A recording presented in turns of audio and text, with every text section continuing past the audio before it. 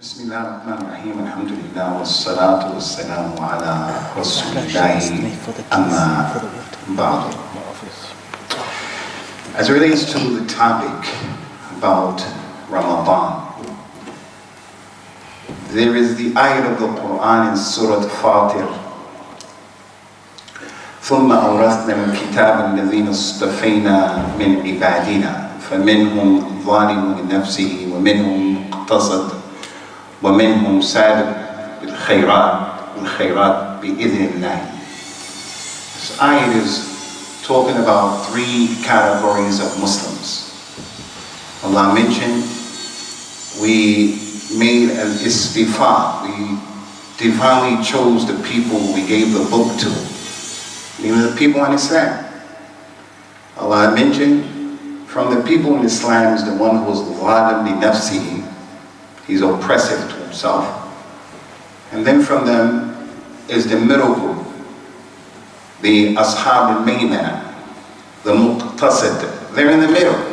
They have good and they have bad. And then there is the third group, and they are the people who are the ones who are foremost, the sabiqeen al-awwaleen. You could take this ayat and you can describe the community as it relates to Ramadan in these three categories.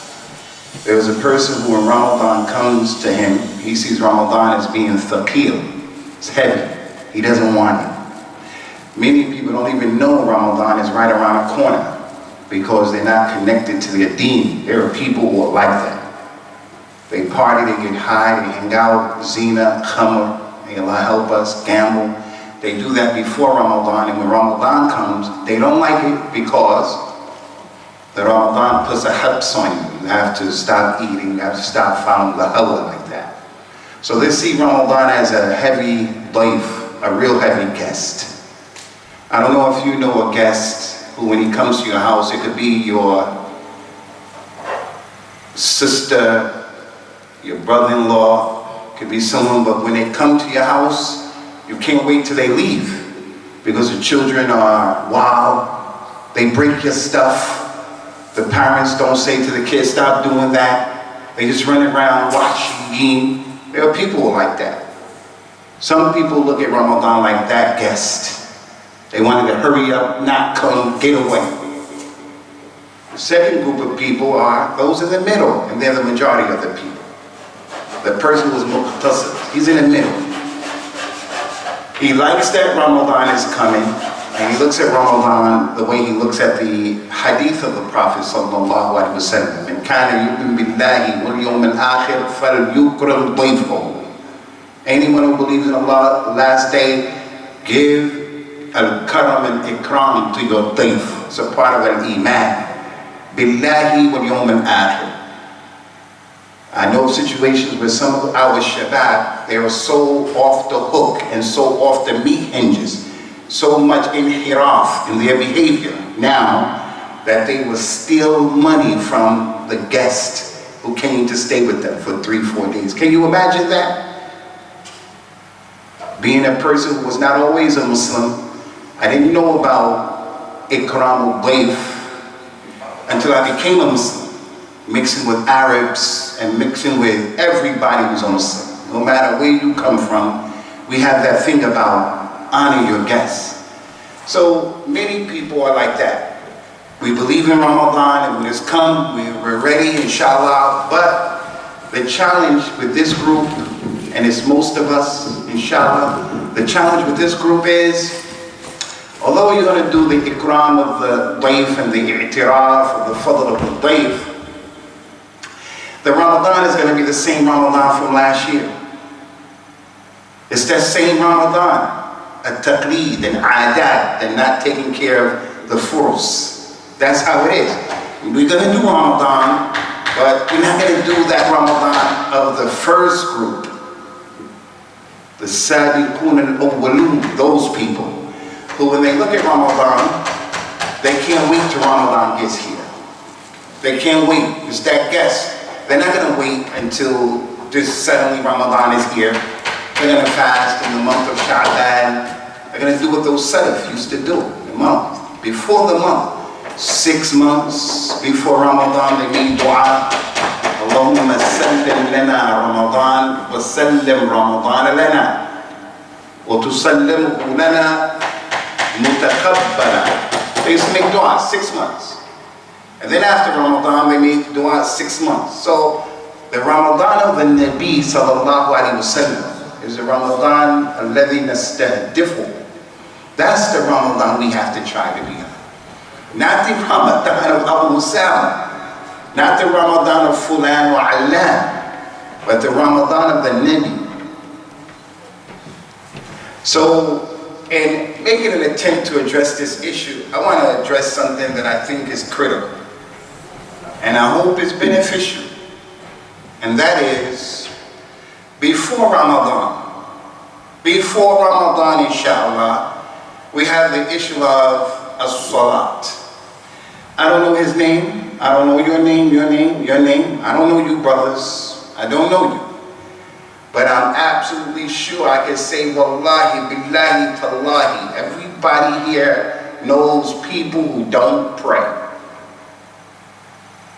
All of us. Not we know a person, we know people who don't pray. Our relatives, our children, our neighbors. Sometimes it's the closest. I say wallahi, billahi, tallahi, and I don't make al-half billah like that, but it's just a reality. So I want to ask you before moving forward. Does any of you know someone who doesn't pray? Put your hand up if you know someone who doesn't pray. My man is the only one who doesn't know anyone who doesn't pray. So he's the special one in our majlis today. MashaAllah. Assalamu alaikum. So now the Prophet mentions sallallahu alayhi wa sallam, man taraka salat al-asr faqad habit amaluh. Anyone who abandons and doesn't pray salat al-asr, his deeds will be rendered null and void. That's just one prayer. Salat al-asr. He said that the afqalu as-salat al-munafiqeen salat al-fajr. The heaviest salat on the hypocrite is Fajr prayer, especially Ramadan, because it's going to be really early after the first week. The time is going to go back. So we'll be fasting up until, inshallah, 8 o'clock at night. Like last year, the person who doesn't pray Salat al-Asr, wallahi, la siyama lahu. He doesn't have any of his own. And that's many people from amongst us. Many people. They don't pray. So if we were going to talk about the importance of the salat before Ramadan, the Nabi of Islam mentions sallallahu alayhi wa ala alihi wa sallam, as-salatu khayrul mawdu'. The prayer is the best thing that you can do. After the shahadatain, in terms of the actions, jihad, any action, birrul walidain, sadaqah, hajj, umrah, hijab, al-dhikr, anything you can think of. As-salat is the best thing you can do in the whole wide world. From Fajr time to right now, you didn't do anything better than salat as it relates to actions. He says, sallallahu alayhi wa sallam, showing the importance. أَوَّلُ مَا يُحَاسَبُ عَلَيْهِ الْعَبْدُ يَوْمُ الْقِيَامَةِ مِنْ أَعْمَالِهِ الصَّلَاةِ. First thing Allah is going to ask you about Yawm al-Qiyamah is your prayer. That's the first thing. Shows you it's ahamiyah for someone to be kaslan, mutahawan, mustasghar to, the prayer. Something's wrong with you. He says, sallallahu alayhi wa sallam, al-ahdu alladhi baynana wa baynahum as-salah. Man tarakaha faqad kafar. The difference between us in this masjid and them, Sikhs, Hindus, agnostics, all of those people, kuffar. Difference between us and them is this prayer we just made. Anybody who abandons the prayer has disbelieved. Kufr. It is an action of kufr. And I don't have to tell you that the scholars of Islam have two opinions. Some of those scholars say if you don't pray, and you are negligent, you believe in salah, but you're negligent, you're kaslam, mutahawan, they say you're kafir. I don't take that position.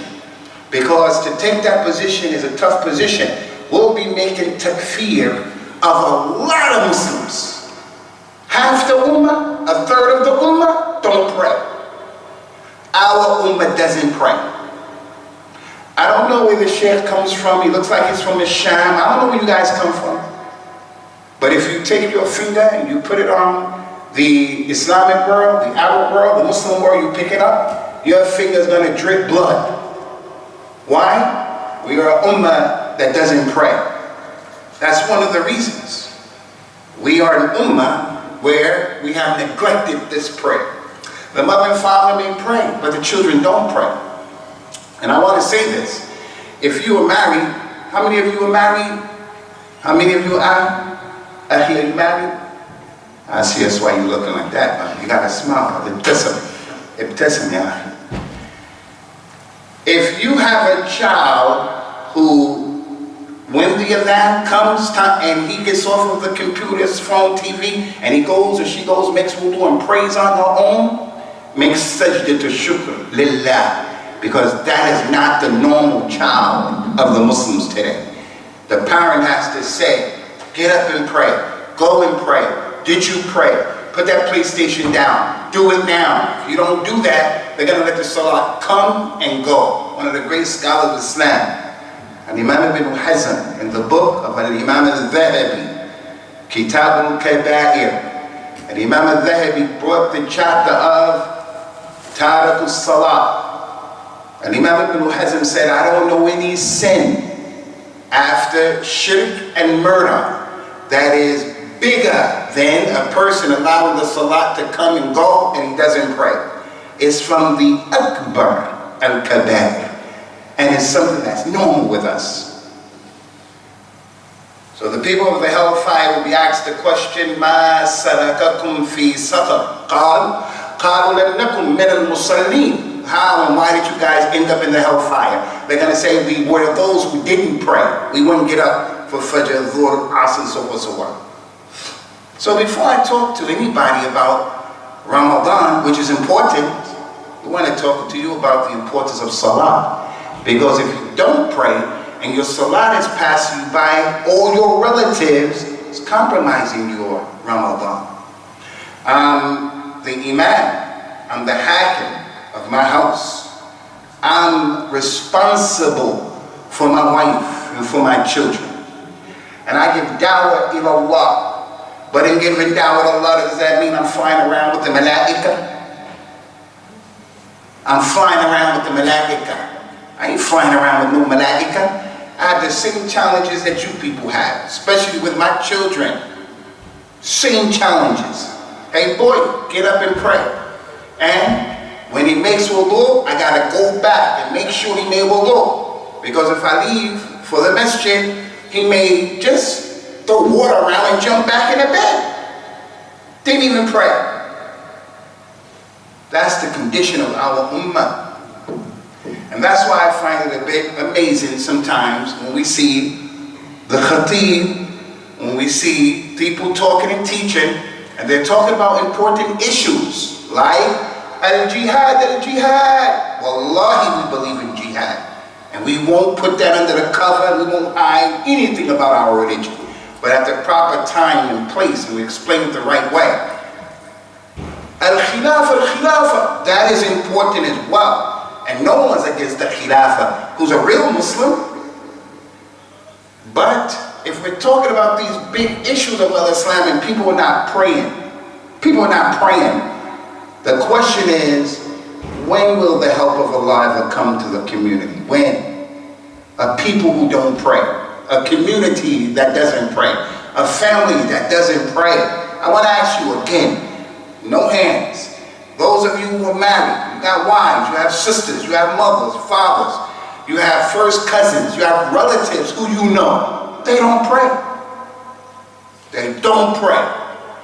And I'm going to forget my responsibility to them and become preoccupied with other people and other issues that are important.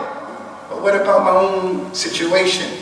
لا تكونوا كالذين نسوا الله فأنساهم أنفسهم. That's a lot of people. They forgot Allah. And Allah caused them to forget themselves, and they became preoccupied with other stuff, and the thing right in front of their nose, they're missing. So today, what I want to talk about as it relates to Ramadan and the spirit of Ramadan is the importance of the prayer. Before I talk about Ramadan, I want to remind the people who are sitting in front of me, one of the best jihads is to make the jihad of your nafs, to implement the prayer of al-Islam because of the importance of this prayer, the virtues of this prayer. أقرب ما يكون العبد من ربه وهو ساجد فأكثروا الدعاء. The closest the slave is to his Lord is when he's in sajda. So make a lot of sajda. The meaning of sajda here is make salat. Tilawat al-Quran, the sajda. Sajda shukr. But the first meaning is the salat. The man came and said, Ya Rasulullah, I want to be with you Yawm al-Qiyamah. He said, ask me for something else. I can't help you with that. He said, that's what I want. I want to be with you Yawm al-Qiyamah. He told that man, A'inna nafsik, be kathrat al-sujood. Then help yourself. You want to be with me Yawm al-Qiyamah? Help yourself by making a lot of sajda. What's sajda here? It's salah. It's not after the prayer you make sajda, but it's the prayer. The salat itself. So the verses of salat are just too many. Just too many. Too many. Inna salat tanha an al-fahsha'i wal munkar. If you pray in a correct way. So we're talking about the virtues of the prayer, ikhwani. I just don't want to talk about the virtues of the prayer in this masjid al-Nur. Nawwar Allah yamakum. Qulu ameen. We want to talk about the importance of the salat with the salaf of this ummah. If I was going to talk about Ramadan, I would talk about the importance of Ramadan with the salaf of this ummah, not just the Ramadan. I accepted al-Islam in the month of Ramadan. I was in an institution of higher learning, that's what I call it. Institution of higher learning. I was with some Muslims who didn't know what they were talking about. I'm a brand spanking new Muslim in the month of Ramadan, 1986. The days were summer, very long. These ignorant Muslims told me I have to break the fast at Isha time. I was a brand spanking Muslim. I didn't know what it was. I believed that. The food in this higher institution of learning, food would come at certain times, and I would have to save the food and eat it later on. That food was like a rock. By the time it was time to eat it, the porridge, that you can use it and save it for a rock in that place. Put it in your sock, hit somebody over the head with it. That's how I almost apostated. I was this close to apostating. Why? Ramadan was tough. I didn't know anything about it. It was tough. Why? Because it was the fast of ignorant people. I had to fast 2 extra hours. So we want to talk about Ramadan according to the Salaf. And who are the Salaf? They're the companions of the Prophet sallallahu alaihi wasallam wa radiyallahu anhum. They're the blueprint that I'm saying to our brother Abdul Qadir and the management here and all of you fathers, mothers, brothers and sisters, that our religion has to replicate what those companions were upon. What they believed, we have to believe. What they didn't believe, we don't believe. If there's any revert here, I want to give you this formula to protect yourself. You come into the religion, you look at Somalis, you look at West Africans, you look at North Africans, you look at people from here and there, look at Pakistanis, look at Bangladeshis, and you're looking at them, don't take that as your example of Islam. The example of Islam, may Allah bless all of them, is what you found the companions doing and understanding. That's the religion. And don't be afraid or shy to say that to anybody. I'm coming to this masjid, saying to the imam here, as you brothers move forward into the future, inshallah, taking care of the needs of the community, Muslims and non-Muslims, our women, our children, our elders, we don't apologize about our position concerning LGBT, jihad, anything, but make sure that the way you go is the way that Abu Bakr, Umar, Uthman, and Ali went. Nothing else. Because what was the religion for them is the religion today. What was not the religion back then is not the religion today. So I don't have to try to be disrespectful and tell the Muslims, listen, these things that we believe in was cursing Abu Bakr and Umar, something that Abu Bakr and Umar were doing. Were they cursing Aisha, for an example? Were they doing this? Were they doing that? If they wasn't doing that dhikr, if they wasn't doing that celebration, then we shouldn't do it. That's it. So the Ramadan of those companions was سابقون الأولون من المهاجرين والأنصار والذين اتبعوهم بإحسان رضي الله عنهم ورضوا عنه. That's our religion.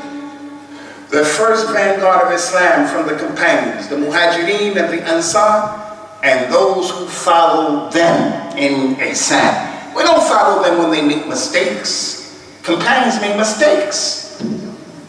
They are human beings. Abdullah bin Umar, he said that the Salat of Ad-Duha is an innovation. We don't follow that. So we can give you examples where the companions fought each other, made zina, drank khamr, radiyallahu anhum. But Allah is pleased with all of them. Allah is pleased with all of them. And if one of us had the ability to give the amount of sadaqah, this masjid is being built and renovated and refurbished. The Prophet told the people, sallallahu alayhi wa sallam, لو أنفق أحدكم مثل أحد ذهب ما بلغ مد أحدهم ولا نصيفا. If one of you people spend all of Uhud in gold as sadaqah, how many of you have been to Medina? How many of you been to Medina? My man, you been to Medina? You have. Are you okay, my man? You alright? May Allah Ta'ala help you all to go to Medina, inshallah. If you see Mount Uhud, you can imagine giving gold the size of Mount Uhud. That is a lot. Us giving gold the size of Mount Uhud, it wouldn't equal a mudda. A mudd is when you take 4 hands of raisins, 4 hands of dates. That's a mudd. It wouldn't equal a mudd of what one of the companions gave. In dates, in raisins, in salt, in flour, or half of a mudda. That's why anybody who's cursing the companions or against the companions, you have a problem with your deen. Was the roughness that we see with people, was that with the companions? That roughness that we see with people? Man, they were rough at the right time in the right place. But when it came to the brotherhood, they showed us how that brotherhood should be. Your brother is something else. Your ibad is something else. Your aqid is something else. Your Ramadan is something else. So right now, as it relates to the salat with those said from the companions and the tabi'een, first thing I want to bring to your attention is one of the tabi'een who learned from the companions, he said concerning the companions, كان أصحاب النبي صلى الله عليه وسلم لا يرون شيء من الأعمال تركه كفر غير الصلاة. The companions of the Nabi sallallahu alaihi wasallam, if someone abandoned his actions, he didn't give zakat, he didn't make jihad, he didn't make hajj and umrah, he didn't come to the masjid, they said they would not consider anything, the abandonment of any action, as kufr, except if someone abandoned the prayer. If the companions saw a man eating in the daytime of Ramadan, they said, la'alla, rubbama, asa, yumkin. Maybe he's a traveler. Maybe he's sick. Maybe he's exempt. If they went for jihad and they came back and they saw people didn't go to jihad, they said maybe his mother, maybe he didn't have a ride, maybe he's exempt. They made excuses. They didn't make hajj, umrah, they made excuses. A woman back then didn't wear hijab, like some of our women don't wear hijab. The wife, the daughter, the mother, the auntie doesn't wear hijab. The companions didn't say they're kuffar. They said maybe she's a Bedouin, maybe she's a new Muslim. Maybe this lady doesn't have clothes. They gave excuses. But if they knew somebody didn't pray, they said this person is a kafir. That's what the companions said. So now the question is, the people who we know who don't pray, Abu Bakr, Umar, Uthman, Ali, radiyallahu anhum, ajma'in, they will look at some of the people around us, and in their minds, this person is not a real Muslim because they don't pray. They don't pray. That's how they looked at the prayer. That if you didn't do it, you're munafiq. Something's wrong with you. Something's wrong with you. Now I believe abandoning the prayer out of negligence and laziness, I believe it's an action of kufr. But I don't believe it takes the person out of Islam until that person believes I don't have to pray. But there are those scholars that say, no, even if they do it out of negligence, you're not Muslim. That's how those companions looked at the prayer. That the people today, this ummah today, is really light. I know the importance of prayer, but that's my wife, that's her business. No, brother. You have the mas'uliyah over your wife. You have the mas'uliyah over your children. That you have to give dawah to these people.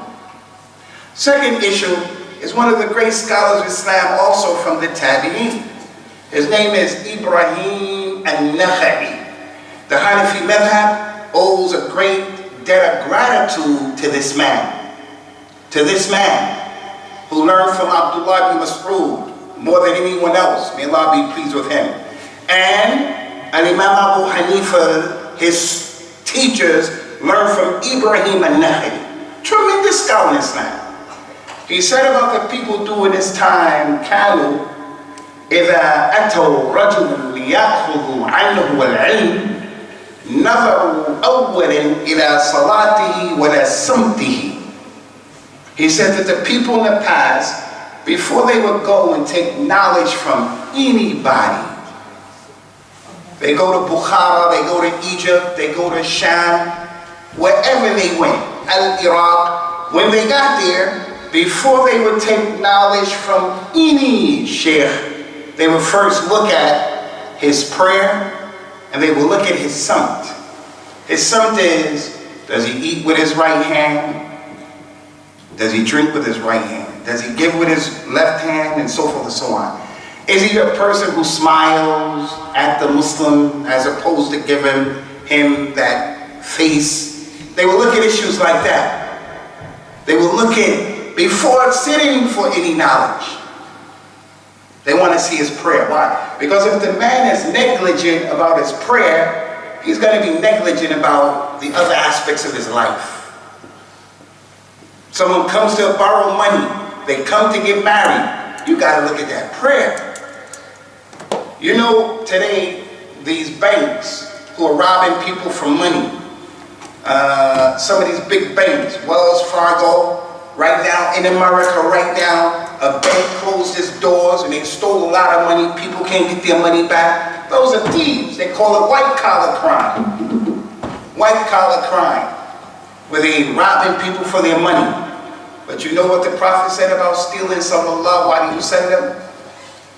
He says, sallallahu alayhi wa ala alihi wa sallam, أسرق الرجل الذي يسرق من صلاته لا يتم ركوعها ولا سجودها. The biggest thief is not the one who robs the bank. It's not the one who's out here hustling and stealing money.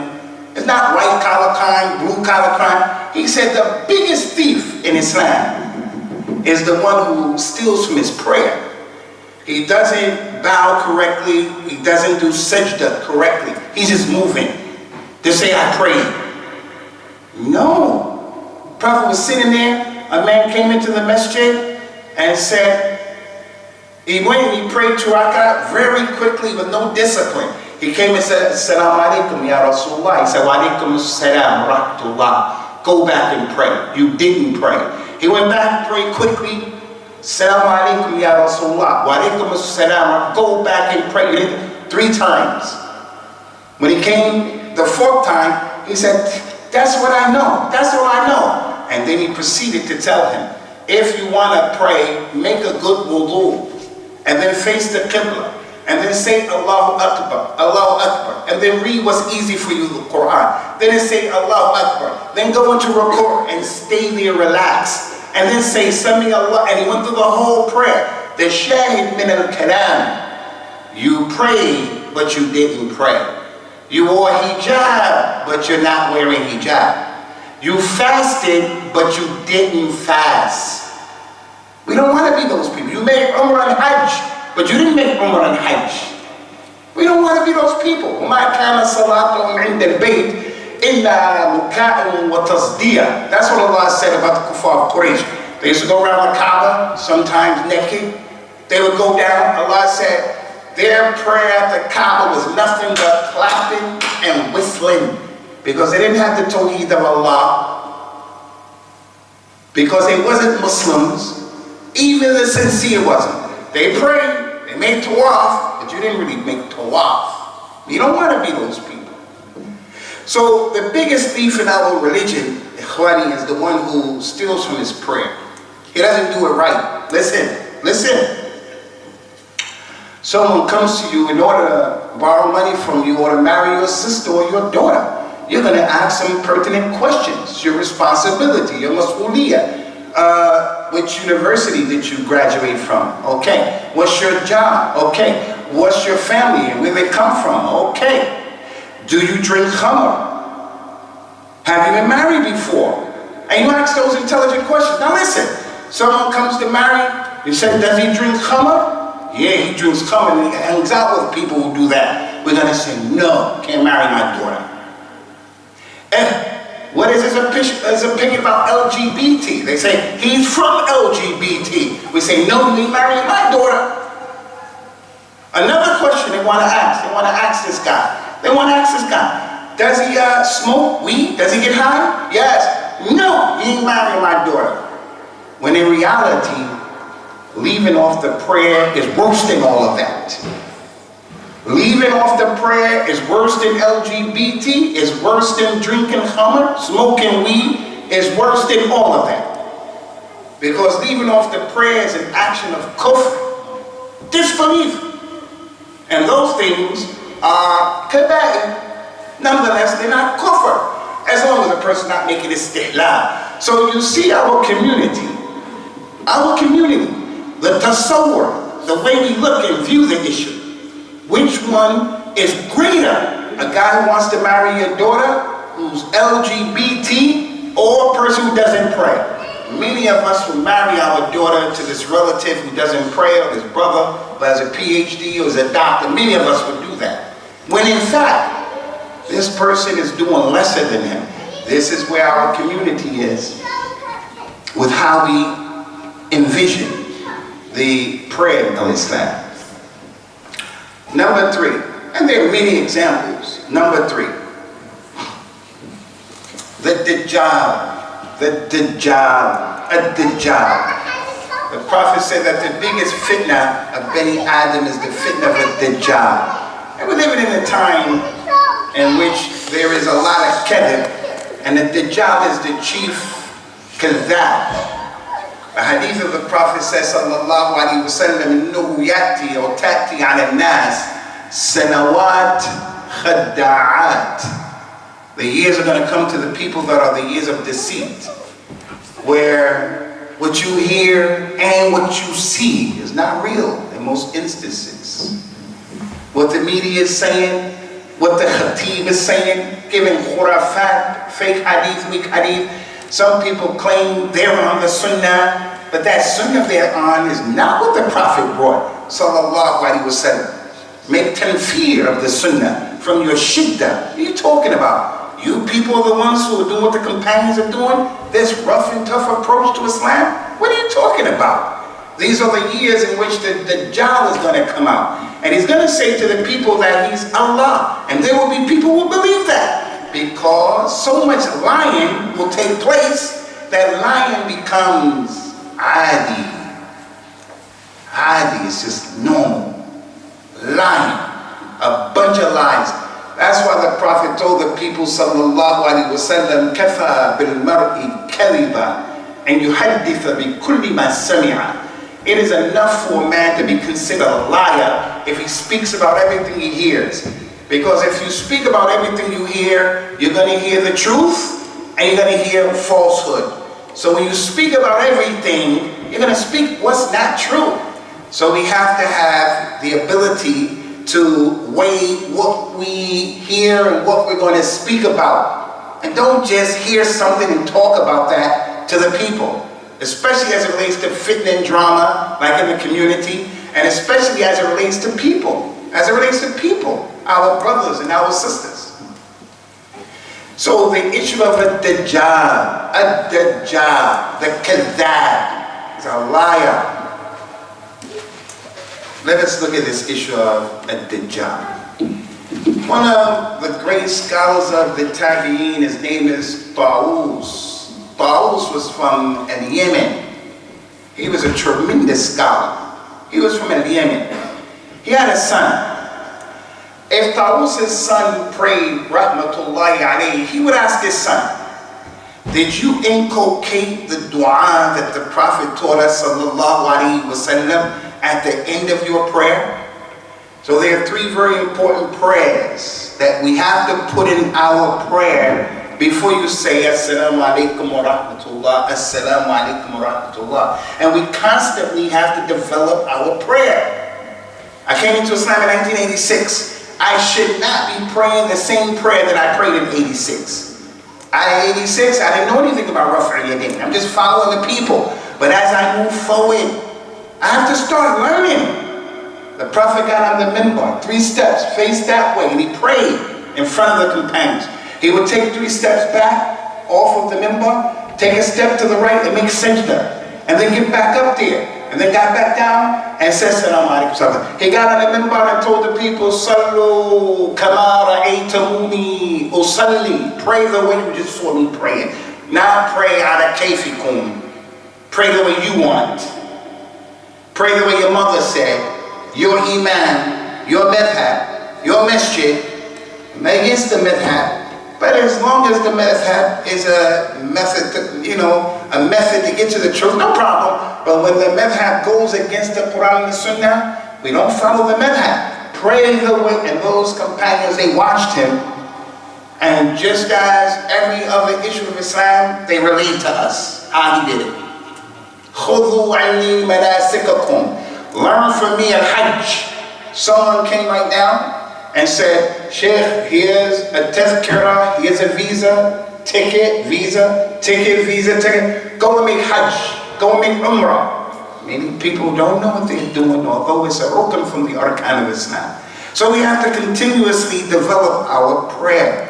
Ad-Dajjal. Tawus said to his son, did you make that dua? He said, no. What's the dua? What's the dua? Before the Prophet gave salam, sallallahu alaihi wasallam, he would say, Allahumma a'inni ala dhikrika wa shukrika wa husni ibadatika. That was one of the things he said. He would say, sallallahu alaihi wasallam, Allahumma inni dhalamtu nafsi dhulmin kathira wa innahu la yaghfiru dhunuba illa ant. He would say that dua. But the dua that Tawus was getting at with his boy was about a Dajjal. اللهم إني أعوذ بك من عذاب القبر ومن فتنة المحيا والممات ومن شر فتنة المسيح الدجال. There was one in here I missed. اللهم إني أعوذ بك من عذاب القبر ومن عذاب النار ومن فتنة المسيح المحيا والممات ومن شر فتنة المسيح الدجال. I seek refuge in you from the fitna and the evil of a Dajjal, who if he were to come out right now, Allah forbid, we all have to run the other way. Literally. Like if a lion came in right now, a lion. I know some of you would say, wow, look at his lihya, mashallah, and you want to go and touch. I'm going to run out of the door because I know the danger of the lion or the pit bull. There's no time to waste getting to know it. If the Dajjal came right now, you have to run the other way. Why? Because the Hafiz of the Quran can say a Dajjal is Allah. Because the one who has the most taqwa from amongst us can believe that the Dajjal is Allah. And that's why we should never look at other people who don't pray, people who are not practicing, and you look at them with the ayn of al-izdira. You look down on them. You look down on them. Who has the right to look down on other people? When you know that Allah knows what we're all up to. Looking down. If the Dajjal came, nobody is safe. Nobody. So you gotta run the other way. The only people who are safe, and this proves the virtues of the companions, Ridwanullahi alayhim, is Rasulullah was talking to them, sallallahu alayhi wa sallam, and then he started looking this way. And everybody looked over there. When he looked back at them, to show you how severe they were in following him, he would be praying, and he would take his shoes off in the prayer, they would take their shoes off in prayer. After prayer, he'd say, why you take your shoes off? They said, we saw you doing it. He said, I took my shoes off because Jibril came and told me my shoes had najasa on it. So there are some Muslims who believe Rasulullah knows that ilm al-ghayb.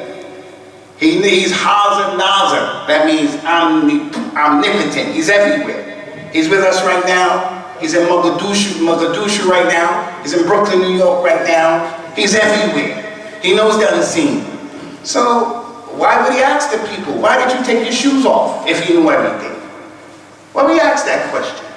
The Nabi of Islam, sallallahu alayhi wa sallam. Because he doesn't know. But those companions used to follow him. He looked over, he looked back. He said, why did you people look over there? He said, Ya Rasulullah, you were talking to us about the Dajjal, and when you looked over there, we thought he was going to come out. We were so nervous, we thought it was coming out. Right now, we were nervous. He said, if he came out, لو خرج وأنا فيكم فأنا حجيج كل امرئ. I will be responsible for you. I'll be between you and him. I'll deal with him. But if I'm not here, everybody's responsible for his own self. That hadith goes to show the virtues of the companions. Because they had the Nabi there, sallallahu alayhi wa sallam, to deal with the Dajjal. As Isa ibn Maryam is going to deal with him. But right now we don't have him. So my point is, as-salat will protect you, ya akhi, from the Dajjal. You inculcate that dua.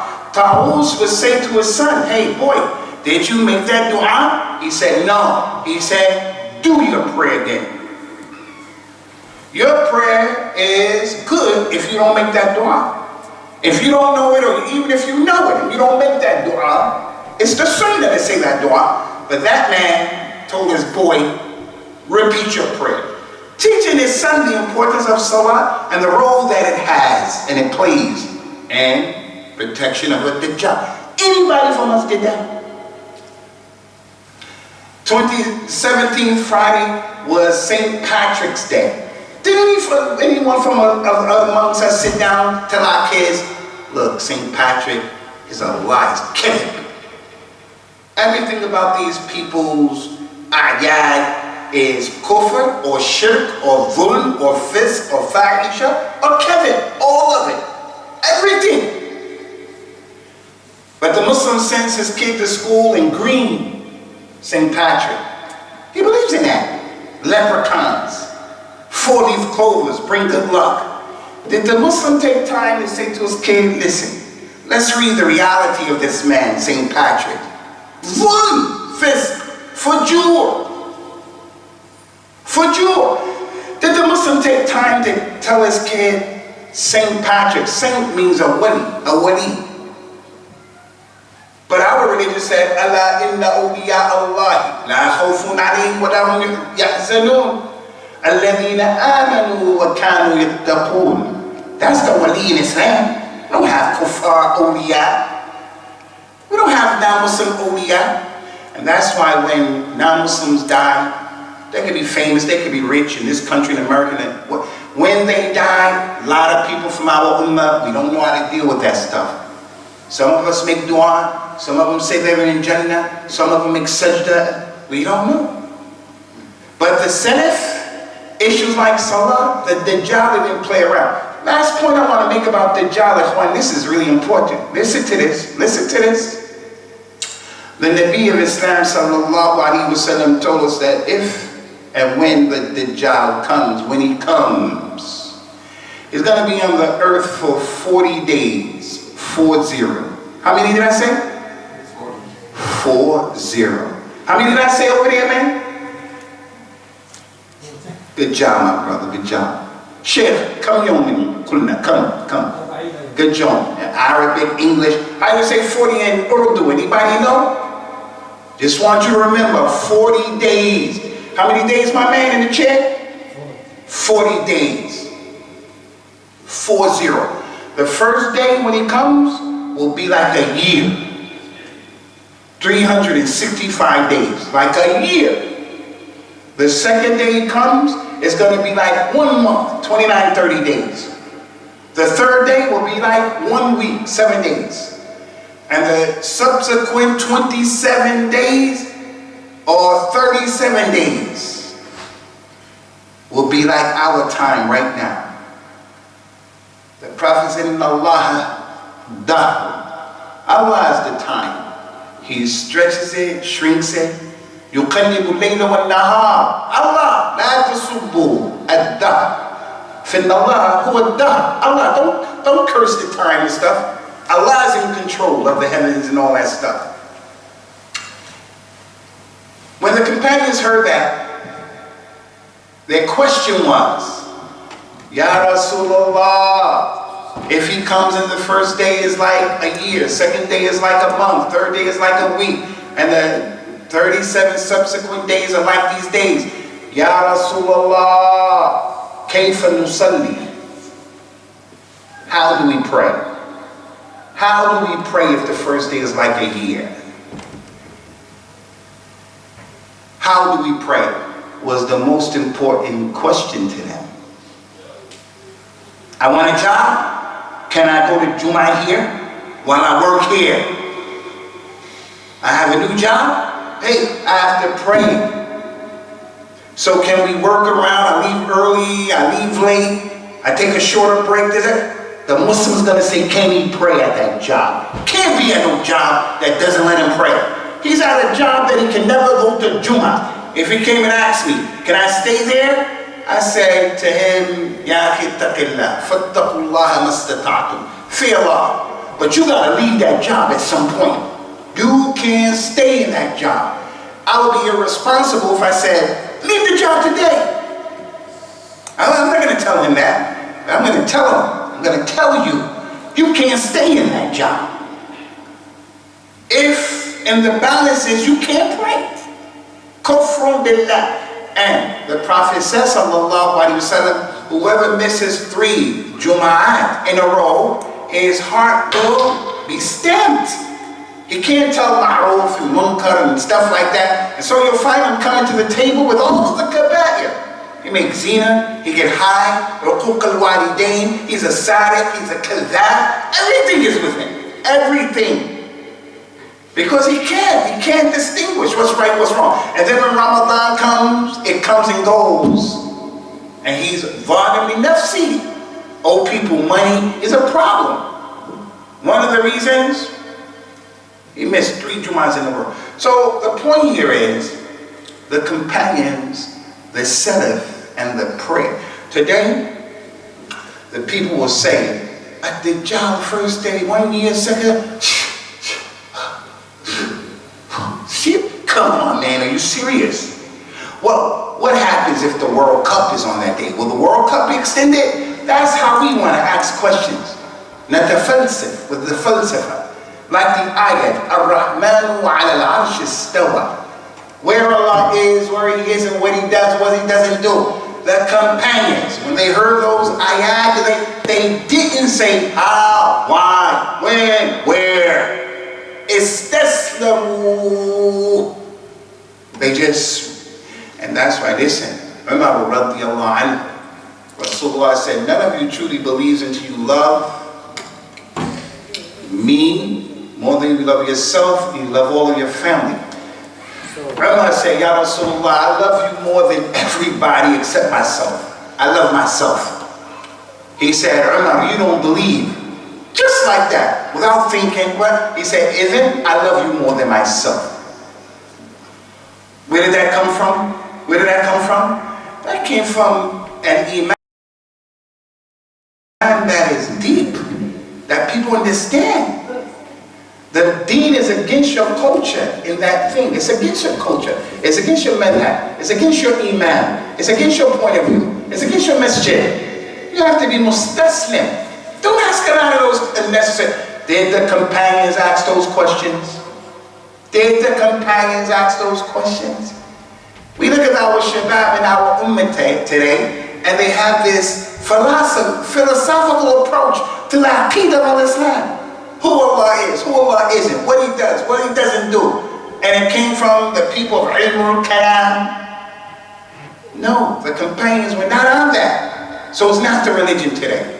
Last example, Ikhwani, that I want to give. Time flew by. Last example, and there are many, is if someone asked you as a trivia question, you should go back and ask your children and ask those people you know, and open up the door of da'wah with your relatives and people. Do you know, ya akhi, Ali ibn Abi Talib used to say to the people, Ali ibn Abi Talib, do you know what were the last words that came out of the Prophet's mouth? Sallallahu alaihi wasallam. No. Amirul Mu'mineen Ali, what were they? Ali told the people when the Prophet became sick, sallallahu alaihi wasallam, in that sickness that he ultimately died in, when he became sick, he stopped going to the salah. He told the people, tell Abu Bakr, lead the prayer. Abu Bakr would lead the prayer. Aisha, his daughter, our mother, said, no, not him. Because when he used to pray, he would cry. May Allah be pleased with him. Prophet Muhammad did stop coming. But one day, the Nabi went to the prayer. His head was bandaged. He was under a lot of stress and pain. When he went to the door of his house and he saw the people praying, he smiled. Why did he smile? Because he knows as long as this ummah is praying like this in Jama'ah, they'll be connected to the habl of Allah. وَاعْتَصِمُوا بِحَبْلِ اللَّهِ جَمِيعًا.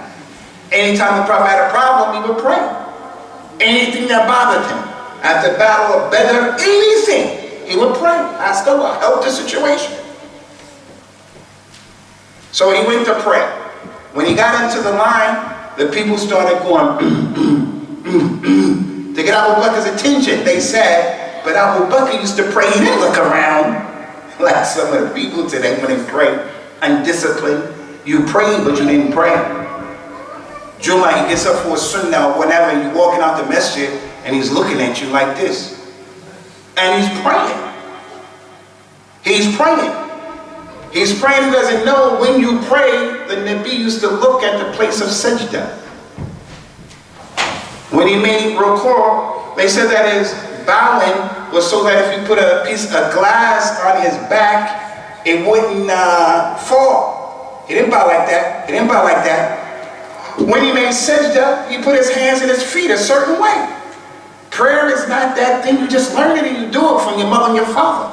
You got to go back and read about how he prayed. Sallallahu alaihi wasallam is the first thing you're going to be asked about Yawm al-Qiyamah. After that, the Nabi came, Abu Bakr didn't stop. But it got loud. He turned around. He saw the Nabi, which shows you can move in your prayer. He was on the minbar, he moved.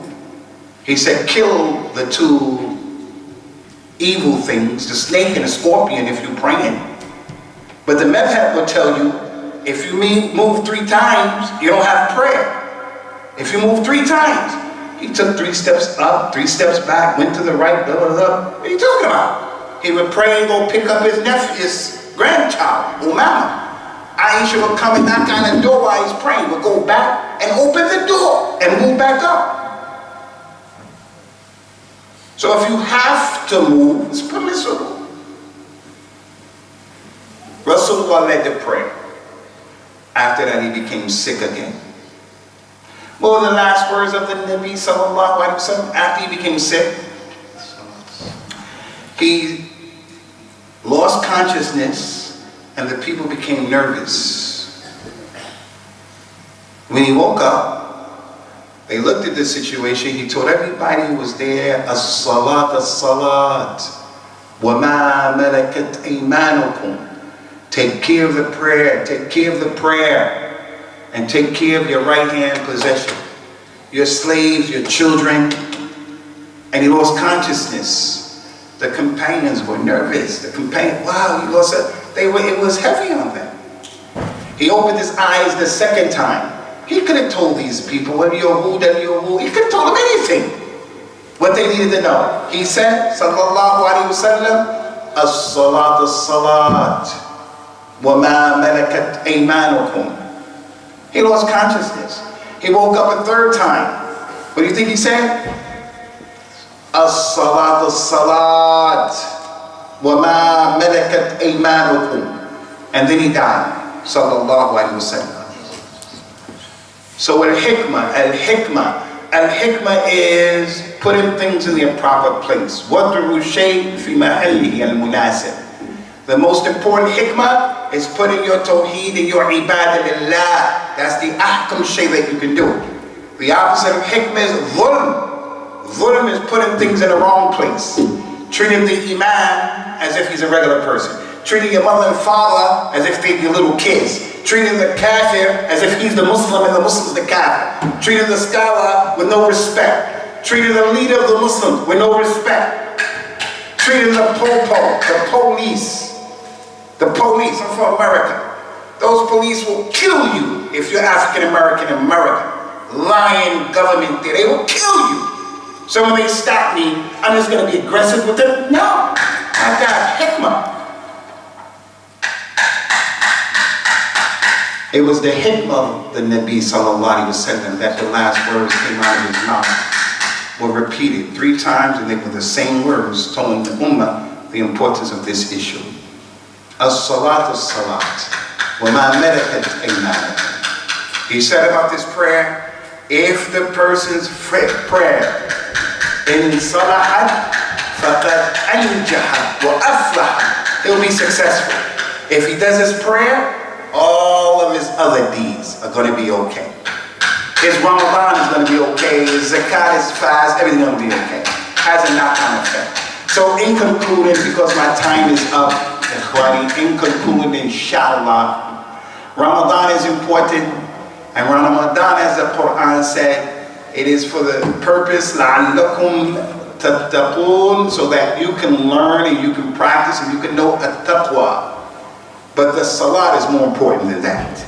And the person who doesn't pray just salat al-asr, then he's jammed up with his prayer and things, and he doesn't even have a prayer. So take it as an opportunity, inshallah, leading up to Ramadan, to get our own prayer together, and also to make a mental note that it's something that we're going to try to be on top of, advising and educating those people who are with us. As-salat, as-salat, wa ma malakat aymanukum. فنكتفي بهذا القدر سائلين الله عز وجل يوفقنا وإياكم لكل ما يحب ويرضى. Jazakallahu khairan. Allah Ta'ala bless our brother Usamah At-Thahabi. And he's in a hurry. I know that. But I'm going to put a few questions from you to ask, because I don't want to hold him back. I want to set him free. Because he came from long, long way. We're not having lahm and rose and lahor and stuff like that. Jazakallah. Any questions? Go ahead. Okay, I read yesterday that it says if you miss the salah on the day, Allah may count the extra prayers that you make the sunnah, and He might count them as your fard to make up for it. Well, I was just wondering, like, if you do miss prayers, is that actually... That's a good question, my brother. Very, very, very good question. What do we do about those prayers that we missed? What do we do about them? 2 points here, very important. First point is, there is no qada, no making up a prayer that a person intentionally missed. You can't make it up. Once you let it go, you have to make tawbah to Allah Azza wa Jalla. If you don't fast intentionally, then there is something you have to do to make qada. Something you have to do. But salah is not like that. If you miss it, you let it go intentionally. If you don't let it go out intentionally, you forgot, you slept, you just make it up, no problem. The second thing is that hadith that we mentioned, the Nabi mentioned, sallallahu alaihi wasallam, the first thing Allah is going to question you about Yawm al-Qiyamah is your prayer. And if your prayer is right and exact, then you'll be successful. And if your prayer is not right and exact, then you're going to be in trouble. And then Allah will say to the malaika, look at the prayer of my slave. Did he complete it or did he not complete it? So if he completed it, he'll be successful. But if he didn't complete it, he didn't come with khushur, he didn't come 100%, he missed some here and there, Allah will tell those angels, take his extra prayers, Qiyam al-Layl, At-Thahabi, all of those extra prayers, and bring them and let them complete the ones that he was deficient in. This is one of the really important opportunities of Ramadan, and not being lackadaisical about the Taraweeh. One of the most important benefits of Taraweeh is some of us didn't pray when we were 16, 17, 18, 19, 20. You didn't pray.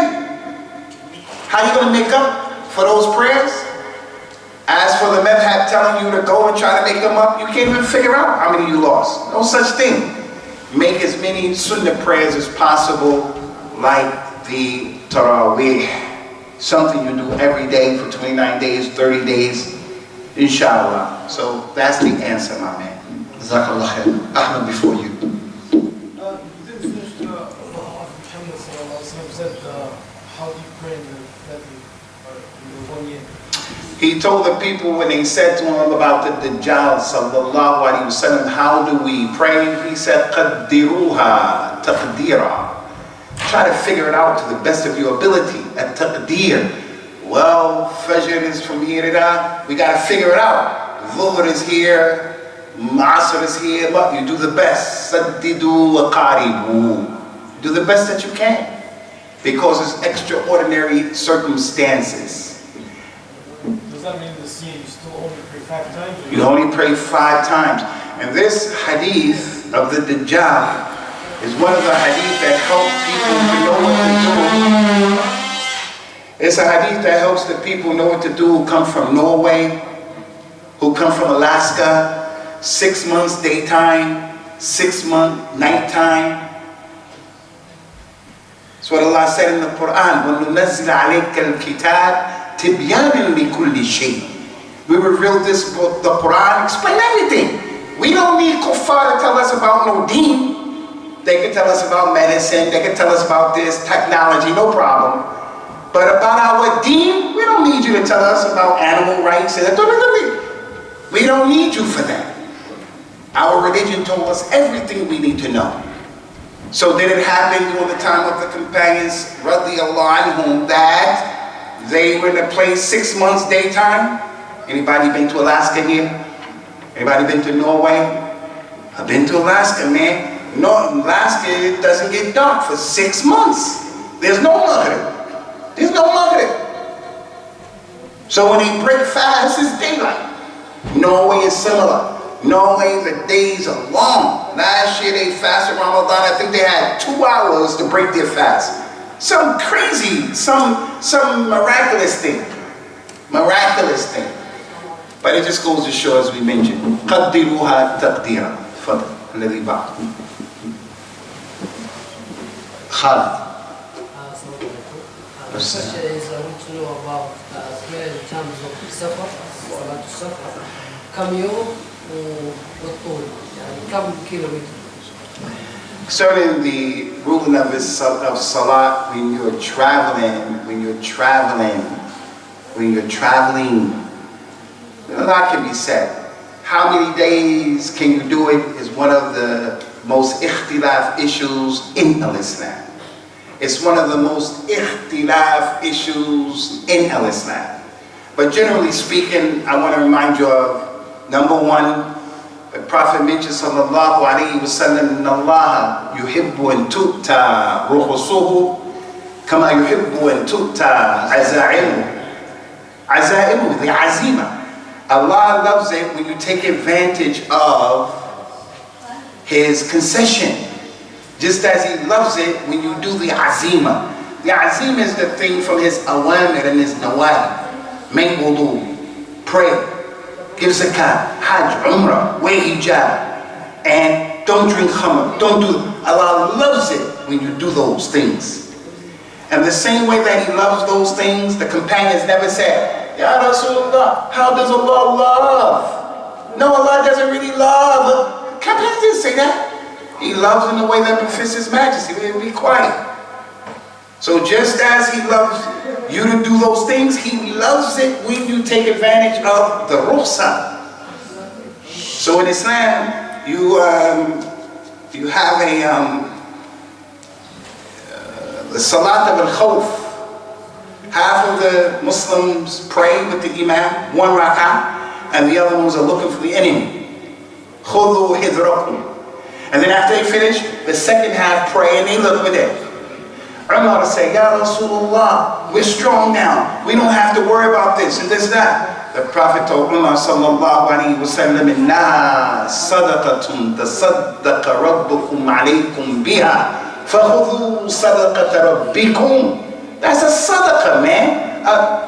The Prophet said, that's a sadaqah. Take the advantage. Somebody come to the masjid and say, hey, can I have sadaqah? He wanted money. We give him half of a khuruf. And he said, I don't want this. I'm like, what's wrong with you, man? We're giving you sadaqah. وَلِلَّهِ مَثَلُ الْأَعْلَى. Who's going to throw the sadaqah back? From Allah. So some of our brothers, they have a problem with combining or shortening their prayer when the Prophet did that, sallallahu alaihi wasallam. As for how long, Abdullah ibn Abbas, and may Allah be pleased with him, he was in a place for 2 years. 2 years. They combined and shortened their prayer. Because every day they said, tomorrow we're gonna narja. Tomorrow. So they're musafirun, like in fasting.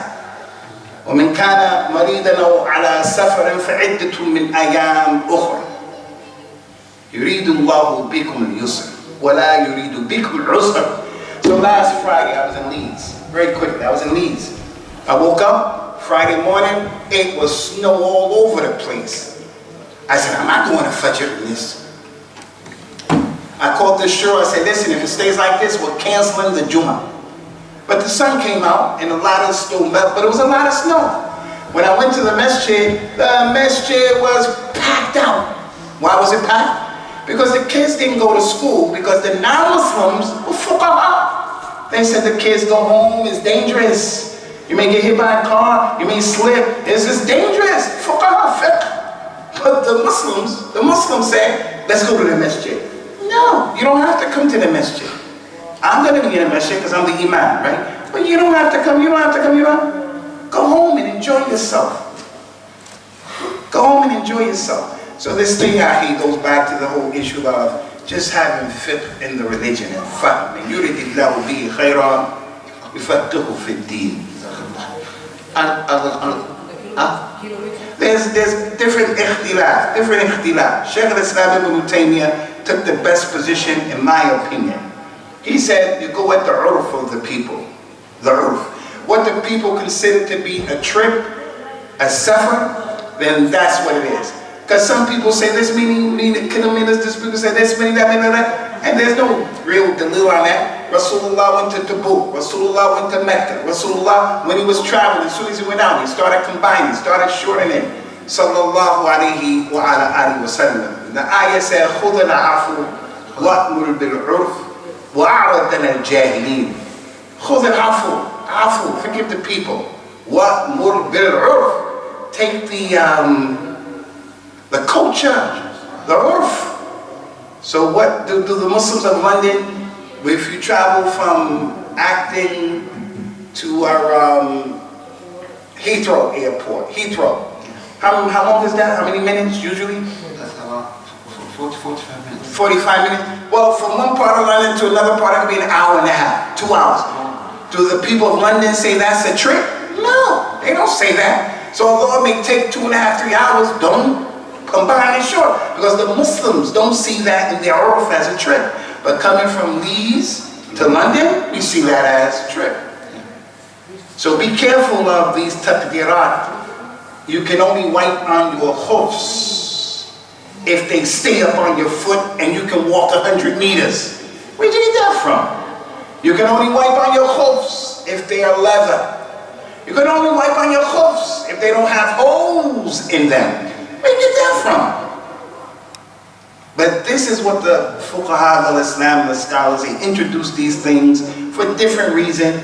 We're not going to put them down. Those are our ulama, but they're like the light in the sky in this thing. We use these lights to be able to see. We don't worship these lights. That light goes weak, that light dimmers, that light lasts longer than that. That's how the scholars are. They help give us light. We don't worship that. We navigate with our scholars. And as Imam Malik said, everybody's statement is accepted or rejected except the one in that grave, sallallahu alaihi wasallam. But I don't want you brothers to be on the other extreme and talk nasty and bad about scholars, whether it's now or our scholars before. If you see a man talking bad and feeling ill will towards the ulama of Islam, then know he had a problem. Avoid that guy. Avoid him. He has a plague. He has a disease. Because the ulama, the warathatul anbiya. Does that mean that they're always right? No. The scholar that you get it right, you get 2 rewards. If you get it wrong, 1. We gotta respect that. I'm a brand new revert. I don't know noon as sakin. Noon as sakin. I don't know the ahkam. I don't know yaramalud. If a noon sakin hit me in my head, I don't even know that's noon sakin. And then I'm going to come and say, that scholar. Hey, you stop it. Hey, something's wrong with you. Let me tell you something. We don't blindly follow scholars, nor do we say that they don't make mistakes. But to have that ill will towards the scholar of Islam, and you can't read Surah Al-Fatiha correctly, you don't know how to pray, you don't know the basis of Islam, your mother doesn't wear hijab, your children doesn't. Brother, don't be like the people forgot Allah. And then Allah caused them to forget themselves. And then Another question? Yeah.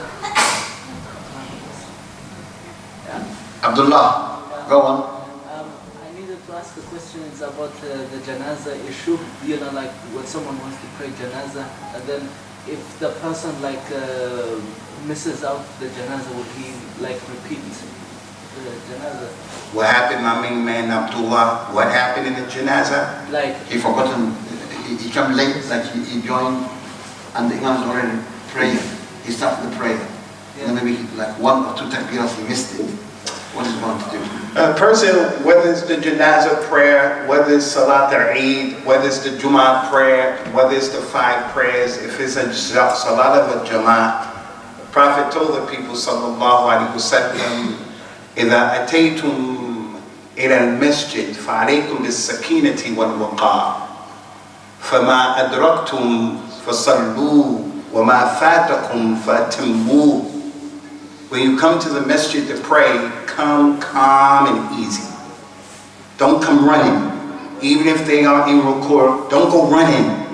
The salat is not for that. You gotta relax. He said, come to the masjid. Don't park and come running in. He said, have sakina and waqar. Come real gradually and easy. Same thing in Ramadan. Same thing.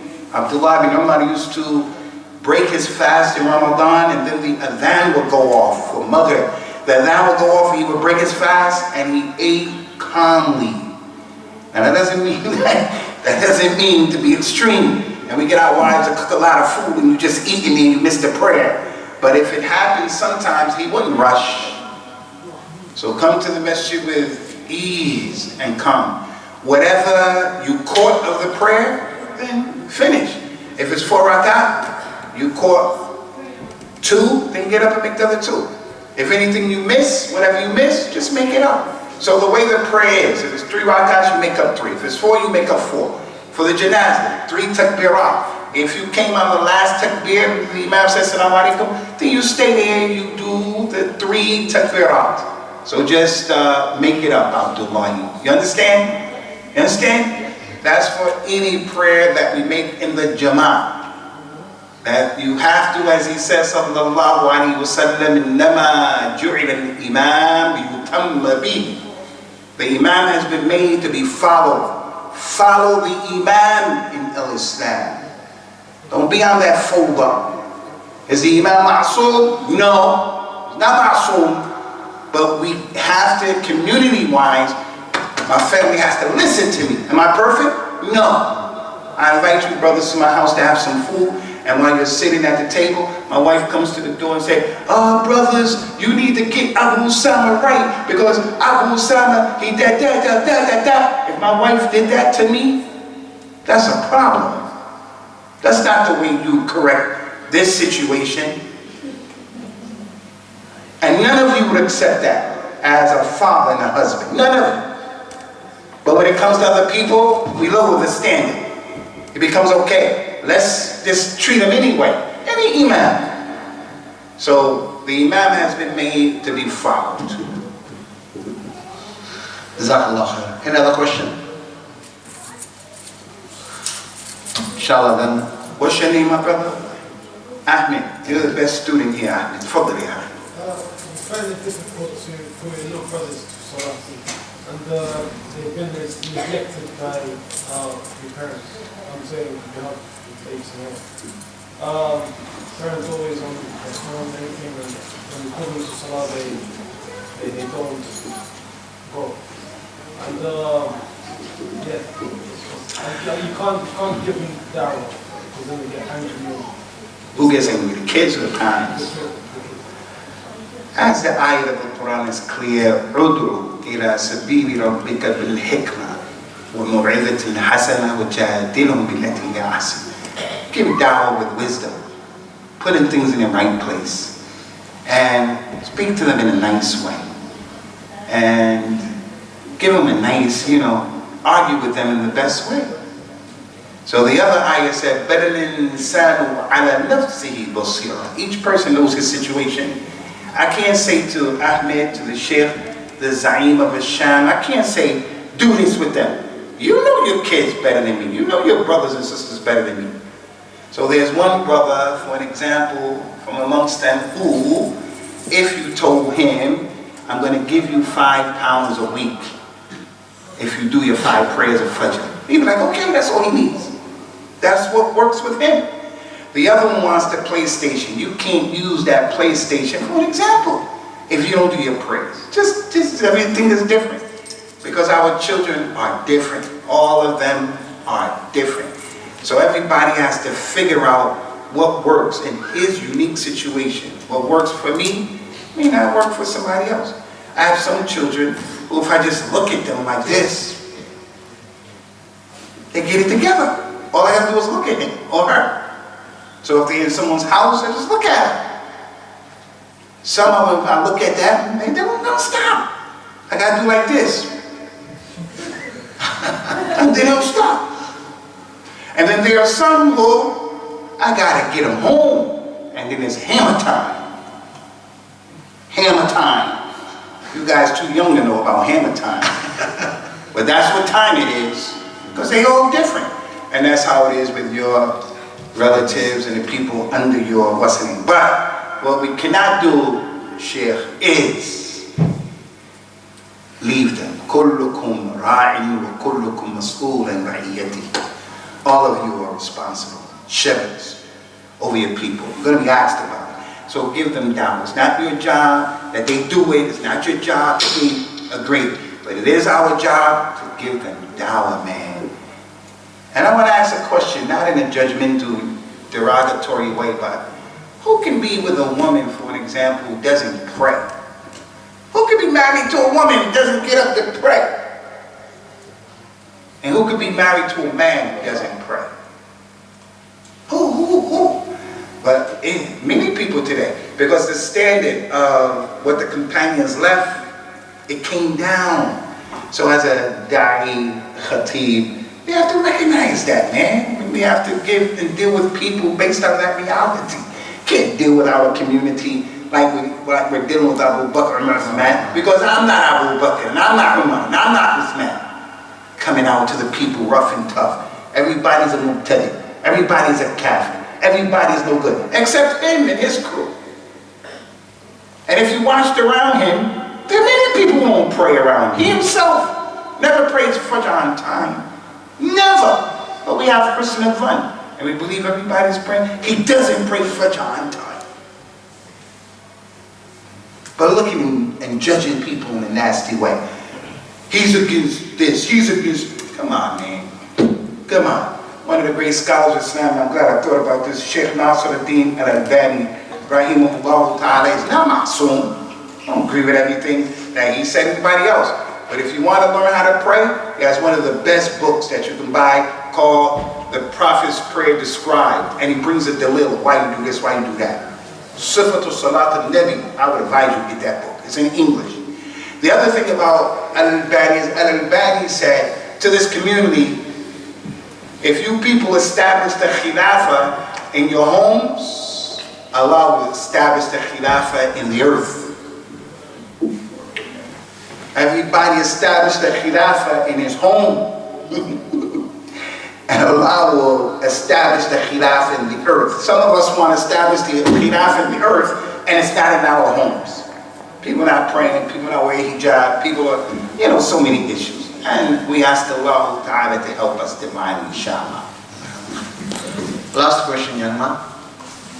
What about Salat al-Layl? Salat al-Layl. Yeah, Layl Qadr. Laylatul Qadr. If we pray the Layl Qadr 1,000 months, would that be enough If you pray the Qadr, Laylatul Qadr. would that make up the prayers that you've missed in the past?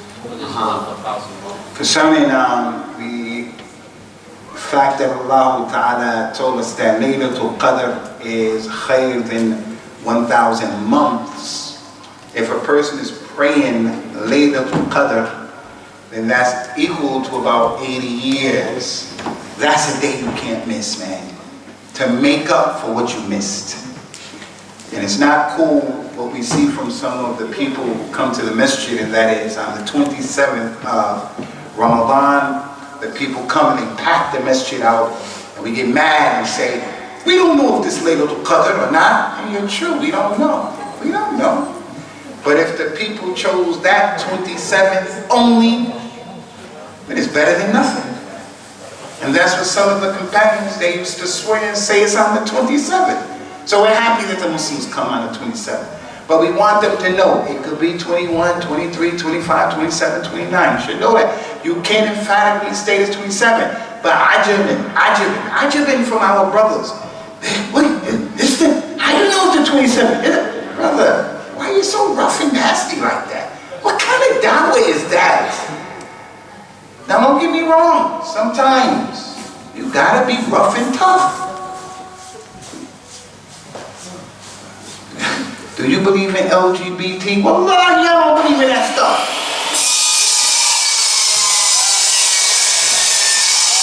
We're just going to tell the truth.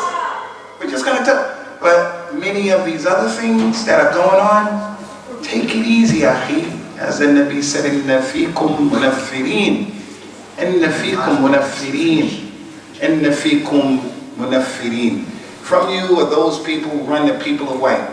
Mentioned 3 times. We don't want to be those people. Parents, du'at, people giving dawah, the khatib, the imam, the admin. Don't run people away from the religion. Take it easy. Jazakallah khairan. May Allah Ta'ala bless our brother Abu Usamah al-Thahabi. نسأل الله تبارك وتعالى أن يبارك فيه وفي أهله وولده وأن يثبته على هذا الدين وعلى هذا المنهج.